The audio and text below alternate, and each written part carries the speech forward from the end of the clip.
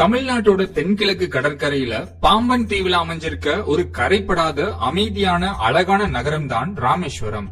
பாம்பன் பாலம் வழியா தான் இந்த ராமேஸ்வரம் நாட்டோட பிற பகுதிகளோட இணைக்கப்பட்டிருக்குது. ராமேஸ்வரத்துல இருந்து 20 கிலோமீட்டர் தொலைவில் இருக்க தனுஷ்கோடி உங்களுக்கு ஒரு வித்தியாசமான அனுபவத்தை கொடுக்கும். தனுஷ்கோடியில இருந்து இலங்கையோட தலைமன்னாருக்கு வெறும் 27 கிலோமீட்டர் தூரம் தான். தனுஷ்கோடியும் கோவில், தேவாலயங்கள், பஸ் ஸ்டாண்டு, ரயில்வே ஸ்டேஷன் எல்லாமே இருந்த ஒரு நல்ல இடமா தான் இருந்துச்சு.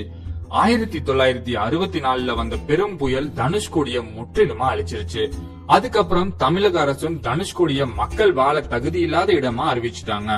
இப்போ தனுஷ்கோடி ஒரு அருங்காட்சியகம் போல் இருக்குது. சிதலமடைந்த தேவாலயம் மற்றும் சில கட்டிடங்களும் ஒரு துயரத்தோட மௌன காட்சியா இருக்குது இந்த தனுஷ்கோடி. இன்னைக்கும் சில மீனவ குடும்பங்கள் தனுஷ்கோடியில வசிச்சுட்டு வராங்க. இவங்க தனுஷ்கோடிக்கு வரும் சுற்றுலா பயணிகளை நம்பியே வாழ்றாங்க. முன்னெல்லாம் தனுஷ்கோடிக்கு போறதுனா ஒரு சவால் பயணமா பயத்தோட தான் போகணும். ஆனா இப்போ ராமேஸ்வரத்துல இருந்து தனுஷ்கோடிக்கு சூப்பரா ரோடு போட்டுட்டாங்க. தனுஷ்கோடி ஒரு நல்ல சுற்றுலா ஸ்தலமா மாறிக்கிட்டே வருது. தனுஷ்கோடியோட முடிவை தான் அரிச்சல் முனைன்னு சொல்றாங்க. இந்த இடம் வங்காள விரிகுடா கடல் மற்றும் இந்திய பெருங்கடல் ரெண்டும் ஒன்னு சேர்ற இடமா இருக்குது. இந்த அரிச்சல் முனையில இருந்து ஸ்ரீலங்காவோட தலைமன்னாருக்கு வெறும் 27 கிலோமீட்டர் தூரம் தான். நம்ம தனுஷ்கோடிக்கு போறப்பவே நம்ம மொபைல் ஸ்ரீலங்கன் டவருக்கு மாறிடுது. வெல்கம் டு ஸ்ரீலங்கான்னு நமக்கு SMS கூட வருது. தனுஷ்கோடியில ஒரு சிவலிங்கம் கோயில் இருக்குது. இந்த கோவில்ல மிதக்கிற கல்ல பார்க்கலாம். ஒரு சின்ன தண்ணீர் தொட்டியில ஒரு கல்லு மிதந்துட்டே இருக்கும். நீங்க அந்த கல்ல எவ்வளவு உள்ள தள்ளினாலும் திரும்பவும் அந்த கல்லு மிதந்துட்டே தான் இருக்கும். கண்டிப்பா இந்த அதிசயமான கல்ல மிஸ் பண்ணாம பாத்துட்டு வாங்க. அது இல்லாம சிப்பி, சங்கு, முத்துகள் எல்லாம் செஞ்ச கைவினை பொருட்களோட கடைகள் நிறைய இருக்கும். அதெல்லாம் மிஸ் பண்ணாம பார்த்து ஏதாச்சும் வாங்குங்க ஞாபகத்துக்காக. தனுஷ்கோடியில ATV ரைட்னு சொல்லப்படுற மணல்ல ஓட்டக்கூடிய பைக் இருக்குது. ஒரு ரவுண்டுக்கு 100 ரூபாய் வாங்குறாங்க. இந்த ரைட் செம்ம எக்ஸ்பீரியன்ஸா இருக்கும். கடற்கரையில மணல்ல இந்த பைக் ஓட்டுறது ரொம்ப ரொம்ப சூப்பரா இருக்கும். தனுஷ்கோடி பீச் ரொம்ப நல்லா இருக்கும். போட்டோஸ் எல்லாம் சூப்பரா எடுக்கலாம். இந்த இடத்துல பீச்சை என்ஜாய் பண்ணிட்டு கிளம்புனீங்கன்னா வழியில நிறைய மீன் சாப்பாடு கடைகள் இருக்கும்.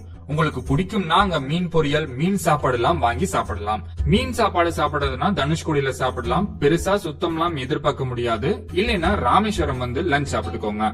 சாப்பாட்டை பொறுத்தவரை ராமேஸ்வரம் சிட்டிக்குள்ள மோஸ்ட்லி வெஜிடேரியன் ஹோட்டல்ஸ் நிறைய இருக்கும். ராமேஸ்வரம்னாலே நமக்கு முதல்ல ஞாபகத்துக்கு வர்றது பாம்பன் பாலமா தான் இருக்கும். தமிழ்நாட்டையும் ராமேஸ்வரம் இருக்கிற பாம்பன் தீவையும் இணைக்கிற பாலம் தான் இந்த கம்பீரமான பாம்பன் பாலம். கடலுக்கு நடுவுல 2.3 கிலோமீட்டர் தூரமுடைய இந்த பாம்பன் ரயில் பாலம் மற்றும் ரோடு பாலம் ரெண்டுமே ஆச்சரியமானதுன்னே சொல்லலாம். பாம்பன் ரயில் பாலத்துக்கு கீழே கப்பல் போனா பாலம் மேல் நோக்கி துறக்கும். கப்பல் பாலத்தை கடந்ததுக்கு அப்புறம் மறுபடியும் ரயில் பாலமானது கீழே வந்துரும். இது ஒரு வித்தியாசமான, ஆச்சரியமான, கம்பீரமான பாலம்னே சொல்லலாம். இந்த 2 பாலங்களும் இல்லைன்னா தமிழ்நாட்டில இருந்து ராமேஸ்வரம் இருக்கிற பாம்பன் தீவுக்கு வரவே முடியாது. பாம்பன் ரோடு பாலத்துல இருந்து இந்த மூடி திறக்கிற ரயில் பாலத்தோட அழகை ரசிச்சு போட்டோஸ் எல்லாம் எடுக்கலாம். ராமேஸ்வரத்துல தங்குறதுக்கு star hotels, budget hotels, cottages, ரெசார்ட்ஸ்னு எல்லாமே இருக்குது. சீப்பா குளிக்கிறதுக்கு மட்டுமான ஃப்ரெஷ் அப் ரூம்ஸ் கூட இருக்குது. உங்க வசதிக்கு ஏத்த மாதிரி செலக்ட் பண்ணிக்கலாம். ராமேஸ்வரத்துக்கு போகணும்னு சொன்னா உங்க வீட்டுல இருக்க குழந்தைங்க நாங்க கோவிலுக்கு எல்லாம் வரலன்னு அடம் பிடிச்சா இந்த வீடியோவை காமிச்சு ராமேஸ்வரத்துல சுத்தி பார்க்க கோவிலை தாண்டி இவ்வளவு இடம் இருக்குன்னு சொல்லி கூட்டிட்டு போங்க. ராமேஸ்வரம் கண்டிப்பா எல்லாருமே போக வேண்டிய ஒரு புண்ணிய ஸ்தலமா இருக்குது. எங்க சேனல் பற்றிய உங்க கருத்துக்கள் மற்றும் சந்தேகங்களை கமெண்ட்ஸ்ல கேளுங்க. மறக்காம சேனலை சப்ஸ்கிரைப் பண்ணிட்டு அப்டேட்ஸ்களை உடனே பெற பக்கத்துல இருக்க பெல் பட்டனை பிரஸ் பண்ணிடுங்க.